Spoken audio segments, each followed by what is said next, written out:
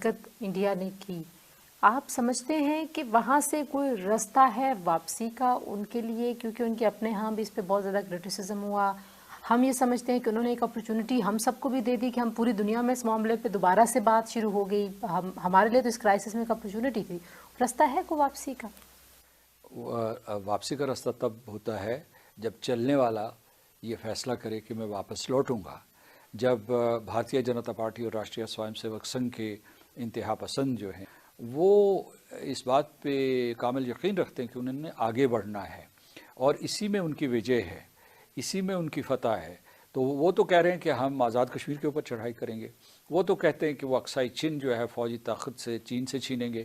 وہ تو یہ کہتے ہیں کہ وہ پاکستان کو تباہ و برباد کر کے اکھنڈ بھارت قائم کریں گے. وہ تو یہ کہتے ہیں کہ جناب ہم بلوچستان میں بھی آ جائیں گے، بلوچستان کو چھین لیں. یہی تو چاہتا ہے ہندوستان، یہی تو نریندر مودی اور موہن بھگوت اور جو ان کا جو کیا نام ہے امت شاہ چاہتے ہیں. تو کہنے کا مطلب یہ ہے کہ آپ سب لوگ جو ہے آنکھیں کھول لیں اور تیار ہو جائیں. تو کہنے کا مطلب یہ ہے کہ وہاں ایک ایسی طاقت ابھری ہے. یہ اس لیے کہ ہندوستان اور آزاد کشمیر، پاکستان اور مقبوضہ جموں و کشمیر کے رشتے اٹوٹ اور اٹل ہیں اور ان کو دنیا کی کوئی طاقت نہیں توڑ سکتی. براہ راست ایک اثر ہے کشمیر کاز کے اوپر. بہت سارے لوگ سمجھتے ہیں کہ کشمیر کے ارد گرد جو معروضی حالات ہیں، زمینی حقائق ہیں، وہ بدلنا شروع ہو گئے ہیں کیونکہ دنیا اب شاید یونی پولر سے ملٹی پولر ہو رہی ہے، یا ہم پولر چینج کر رہے ہیں، نئی سپر پاور بن رہی ہے جو کہ ہمارے ریجن میں ہے یا بن چکی ہے. یہ سارے ایف اینڈ بٹس کے ساتھ امریکہ میں نئے صدر کے آنے سے اور اس بدلتی ہوئی ساری صورتحال سے کشمیر کاز، کشمیر ایشو کتنا متاثر ہوتا ہے؟ اچھا اثر ہوگا، برا اثر ہوگا؟ اس سے پہلے کہ میں آپ کے سوال کا جواب دوں، میں یہ آپ کو بتاؤں کہ جب سرد جنگ ختم ہوئی تو اس کے بعد جو ہے شاید ایک دہائی کے لیے جو امریکہ ہے وہ یونی پولر جو نظام تھا اس کا قائد تھا. لیکن اس کے بعد ملٹی پولیرٹی آنا شروع ہو گئی. میں مثال کے طور پر بتاتا ہوں کہ اس کے بعد چین ابھر رہا تھا. جب آپ ارلی 2000 میں جائیں گی اس صدی کے آغاز میں تو اس کی جو معاشی ترقی بھی بہت تیز ہوئی اور ہندوستان وہ بھی ایک طاقتور رقیب کے طور پر ابھرا. اور پھر یورپین یونین سکتے ہیں. جب آپ ملٹی پولیرٹی کا ذکر کریں گے تو ہندوستان کو خارج نہ کیجیے گا. کشمیر کے سلسلے میں آپ کو بتاؤں کہ یہ جو 40 کے عشرے کی اواخر میں، 50 کی دہائی میں اور 60 کے عشرے تک جو ہے امریکہ ہماری مدد کرتا رہا کیونکہ ہم اس وقت اس کے حلیف تھے. لیکن اس کے بعد جو ہے امریکہ نے ہندوستان اور پاکستان کے درمیان تعلقات میں ایک توازن پیدا کیا اور 1995 کے بعد اس کا جھکاؤ واضح طور پر ہندوستان کی طرف ہو گیا. اور ہندوستان نے بھی ایسا پروپیگنڈا کیا، اس نے ساری دنیا میں تمام کیپٹلز کو یہ باور کروا دیا کہ یہ دو طرفہ معاملہ ہے، یہ اسلام آباد اور دلی کا معاملہ ہے، اس کا واشنگٹن سے کوئی تعلق نہیں ہے، اس کا جنیوا یا نیو یارک سے کوئی تعلق نہیں ہے.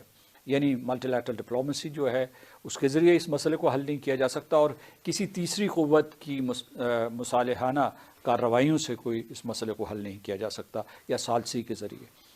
تو آپ آج بھی جائیں نا، اگر مثلاً فرض کیجیے کہ برطانیہ میں وہاں ہاؤس آف کامنز میں بیٹھیں تو اگر کوئی جو ممبر آف پارلیمنٹ ہے وہ ایف سی او جو ان کا دفتر خارجہ ہے وہ کہیں گے جناب یہ دو طرفہ معاملہ ہے، ہم ہندوستان اور پاکستان کی حوصلہ افزائی کریں گے کہ وہ اس مسئلے کو حل کریں. تو میں یہ 5 اگست سے پہلے اور بعد کی سچویشن پہ آپ سے پرٹیکولرلی پوچھوں گی، لیکن ایک آپ نے لفظ استعمال کیا ثالثی، کوئی تیسرا فریق جو دو ممالک کے درمیان معاملہ ہے اس میں ثالثی نہیں کر سکتا. صدر ٹرمپ نے کہا ابھی جانے سے کچھ عرصہ قبل ہی 5 اگست سے پہلے پچھلے سال انہوں نے کہا جی کہ میں ثالثی کے لیے تیار ہوں.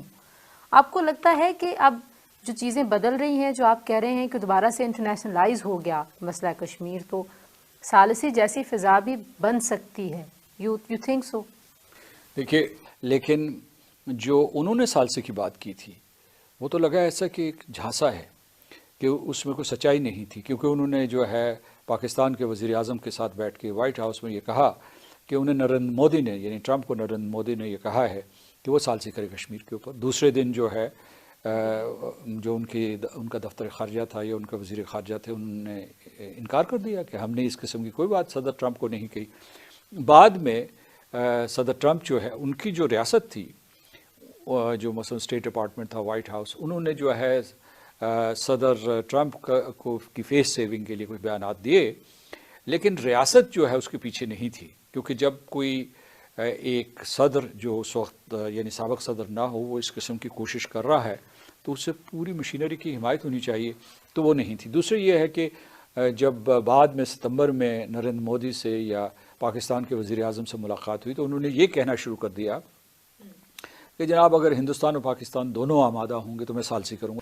اچھا یہاں تک، لیکن آپ کا سوال ذرا مختلف تھا کہ جناب کیا ثالثی کی فضا پیدا ہوئی ہے؟ تو میں سمجھتا ہوں کہ ثالثی کی ذمہ داری اقوام متحدہ کی سلامتی کونسل کی ہے اور سیکرٹری جنرل کی ہے، اور چارٹر وہاں کے ایوانوں میں جلی حروف میں لکھا ہوا ہے، ان کے سینوں پہ لکھا ہے، ان کے دماغوں میں مرتسم ہے، لیکن اس کے باوجود وہ کسی قسم کا کوئی قدم نہیں اٹھا رہے۔ میں اس لیے آپ کو یہ بتا رہا ہوں کہ یعنی ہم باہر کیوں لے جائیں ثالثی کو، کیونکہ جو chapter 6 of the United nations charter ہے اس کے مطابق یہ ان کی ذمہ داری بن رہی ہے۔ یہ کیوں اقوام متحدہ کی سلامتی کونسل جو ہے ہاتھ پہ ہاتھ دھرے بیٹھی ہے؟ ادھر 20 لاکھ ہندوؤں کو پچھلے 3 مہینوں میں لا کر کشمیر میں آباد کر دیا گیا ہے، کشمیری لائنوں میں کھڑے ہیں یہ ثابت کرنے کے لیے کہ وہ کشمیری ہیں، اور یہ زمین ان کی زمین ہے، یہ گھر ان کا گھر ہے۔ تو کہنے کا مطلب یہ ہے کہ میرا اس سلسلے میں بہت واضح اور دو ٹوک موقف ہے، وہ یہ ہے کہ کوئی بیک ڈور ڈپلومیسی کی ضرورت نہیں ہے، کوئی چھپ چھپ کے جو ہے رابطے کرنے کی ضرورت نہیں ہے۔ اور بہت بار ہم جب کشمیر کے مسئلے پہ بات کر رہے ہوتے ہیں، بہت سارے لوگ یہ کہتے ہیں کہ دنیا جو ہے وہ منافقت کر رہی ہے جب کشمیر کا مسئلہ آتا ہے۔ ویسے انسانی حقوق کی علم برداری بھی ان کے پاس ہے، انسانی حقوق کی جتنی تحریک آپ کہہ لیجئے دنیا میں جن کا بڑا اثر رہا وہ بھی اسی ویسٹ سے، اسی دنیا سے شروع ہوئیں، اور وہیں پہ ان کی کامیابیاں بھی ہیں۔ تو یہاں پہ انسانی حقوق، بہت سارے لوگ یہ آرگومنٹ دیتے ہیں کہ آپ اس کو انسانی حقوق کی بنیادوں پہ بھی حل کر سکتے ہیں۔ معاملہ سیاسی ہے، معاملہ سفارتی ہے، یا معاملہ انسانی ہے؟ ارجنسی کس کی ہے؟ اس سلسلے میں میری رائے یہ ہے کہ سفارتکاری تو ضروری ہے، سفارتکاری بے حد ضروری ہے، اور وہ جو ہے ملٹی لیٹرل سفارتکاری کی ضرورت، سلامتی کونسل کو اپنا کردار ادا کرنا چاہیے، لیکن اس کے بارے میں 3-4 نکات جو میرے ذہن میں ہیں وہ میں آپ کو بتانا چاہتا ہوں۔ پہلا یہ کہ کوئی مذاکرات کشمیریوں کی شرکت کے بغیر نہ ہوں، وہ رسمی ہوں یا غیر رسمی ہوں، یعنی یہ معاملات صرف دلی اور اسلام آباد میں نہیں حل ہوں گے، اس میں مظفر آباد اور سری نگر کو بھی شامل کرنا پڑے۔ اگر آپ مجھے اجازت دیں، میں اگلا سوال آپ سے یہی کرنا چاہتی ہوں، ہمیں ریزنز بھی بتا دیں کہ کیوں نہیں اب تک یہ سہ فریقی بنے۔ میں آپ کو بتاتا ہوں، دوسرا یہ بتا رہا ہوں، میں آپ کے سوال کی طرف آ رہا ہوں۔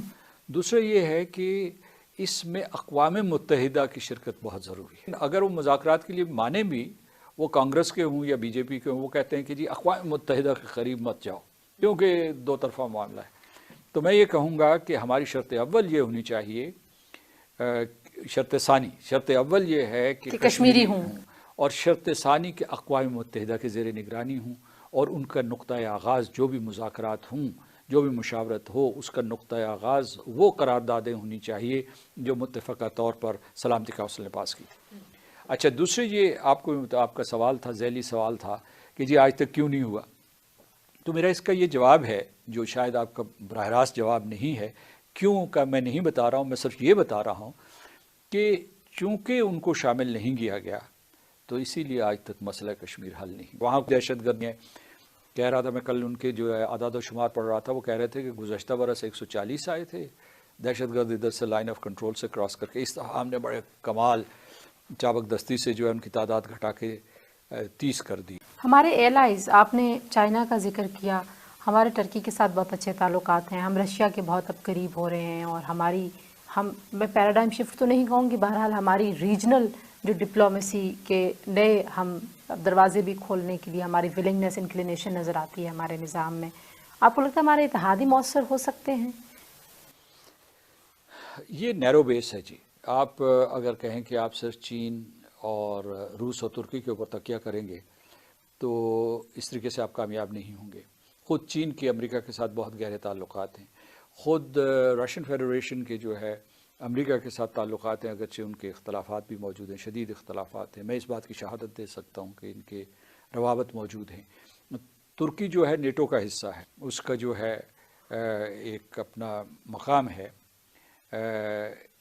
تو یہ ہے کہ آپ کو اپنا دائرہ اثر جو ہے اس کو بڑھانا پڑے گا۔ OIC کا کیا کردار ہے؟ آپ کو یہ بات بتاتا ہوں، تو کشمیر کے سلسلے میں جب ان کی مدد مانگتے ہیں، مطلب پوری کی پوری تنظیم کی سطح تک تو ہے، یعنی آرگنائزیشن آف اسلامک کوآپریشن کی سطح تک تو ہے، لیکن جب ہم ان کو ویسے بڑے بڑے ممالک، اثر و رسوخ رکھنے والے ممالک سے مانگتے ہیں کشمیر کے سلسلے میں مدد، تو وہ ہندوستان سے اپنے تعلقات کا ذکر کرتے ہیں۔ تو اس لیے یہ ہے کہ آپ کے امریکہ اور مغربی ممالک کے ساتھ بھی اچھے تعلقات ہونے چاہیے، یعنی آپ جو ہے ایک قسم کی بائی پولر ورلڈ آرڈر پہ یقین مت رکھیں کہ ایک بلاک یہ بن گیا، ایک بلاک یہ بن گیا، اور اس میں جو ہے یہ قسم کی زیرو سم گیم کا آغاز ہو گیا ہے۔ جو لوگ ہیں مثال کے طور پر، جو میں کہنا یہ چاہتا ہوں کہ چین ہو، ہندوستان ہو، جاپان ہو، وہ ملٹی ڈائمینشنل پالیسی جو ہے اس کو پرسیو کر رہے ہیں، وہی ہمیں بھی کرنا چاہیے۔ وہ یہ ہے کہ ہمیں اپنی پالیسی